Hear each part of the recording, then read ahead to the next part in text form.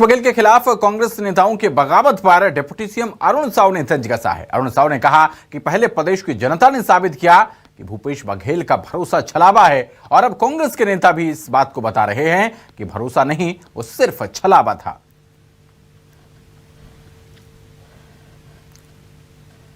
देखिए, कल तक छत्तीसगढ़ की जनता ने यह साबित किया भूपेश है तो भरोसा है, ये छलावा है। भूपेश बघेल की सरकार ने 5 सालों में छत्तीसगढ़ की जो दुर्दशा की, छत्तीसगढ़ को दोनों हाथों से लूटा, छत्तीसगढ़ को अपराध का गढ़ बनाया और छत्तीसगढ़ की जनता से कोई सरोकार नहीं रखा। 5 साल तक धोखा दिया और लूटा। आज वही बातें निकलकर बाहर आ रही है। आज कांग्रेस के लोग भी ये कह रहे हैं कि भरोसा नहीं, वो छलावा था। इस पूरे राजनीतिक घटनाक्रम पर जहां जानकारी के साथ हमारे संवाददाता वैभव शिव पांडे जुड़ रहे हैं। वैभव, लगातार अंतर कलह के सुर साफ तौर पर दिखाई पड़ रहे हैं। सचिन पायलट ने तो यहां तक कह दिया है कि वरिष्ठ नेता जाएं और कांग्रेस के जो रूठे हुए नेता कार्यकर्ता हैं उनको घर जाकर मनाएं। कैसे देखते हैं आप इसको? देखिए, मनाना तो पड़ेगा अगर लोकसभा चुनाव को आप मजबूती से लड़ना चाहते हैं। अगर आपके अपने ही लोग नाराज होते चले जाएंगे तो पार्टी को इससे काफ़ी बड़ा नुकसान होगा, जो विधानसभा चुनाव के परिणाम ने बता दिया है। विधानसभा चुनाव के दौरान भी ऐसे बहुत सारे पार्टी के नेता थे जो बगावत कर गए थे, नाराज हो गए थे, लेकिन पार्टी उसे मना नहीं पाई थी।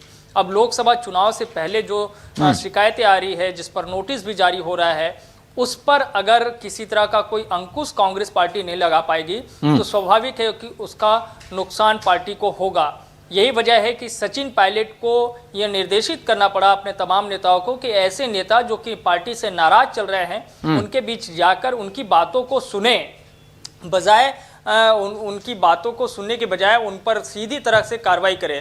तो फिलहाल तो मान मनोबल का दौर चलेगा और अगर कांग्रेस पार्टी इसमें सफल रहेगी तो मुझे लग रहा है कुछ सीटों पर बीजेपी को पटकनी देने में भी कांग्रेस कामयाब हो सकती है। लेकिन अगर पार्टी के कार्यकर्ता एक के बाद एक नाराज होते चले जाएंगे, जैसे कि पूर्व मुख्यमंत्री भूपेश बघेल के मंच से जो है खुलकर नाराजगी जाहिर करना, या फिर 5 करोड़ से भी अधिक का गबन का आरोप पार्टी के अंदर में लगाना, ये कोई सामान्य बात नहीं है और इसे बहुत हल्के में नहीं लिया जा सकता। अगर समय रहते पार्टी ने इन चीजों को नहीं संभाला तो मुझे लग रहा है कि न सिर्फ लोकसभा में नुकसान होगा, बल्कि उसके बाद आने वाले जो नगरीय निकाय के चुनाव है, पंचायत चुनाव है, वहां भी खामियाजा पार्टी को भुगतना पड़ेगा। वैभव, जो भूपेश बघेल ने स्लीपर सेल वाली बात कही, क्या ये बैकफायर कर गई है? सेल्फ गोल हो गया?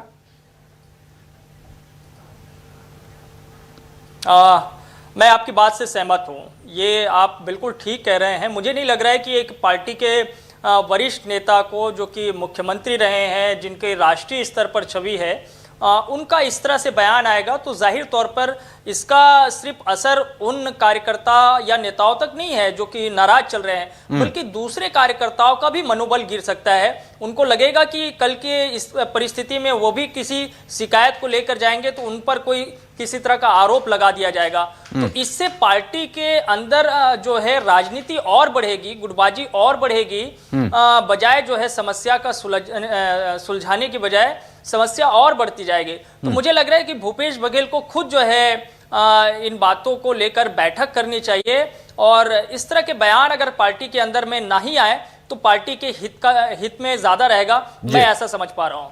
चलिए।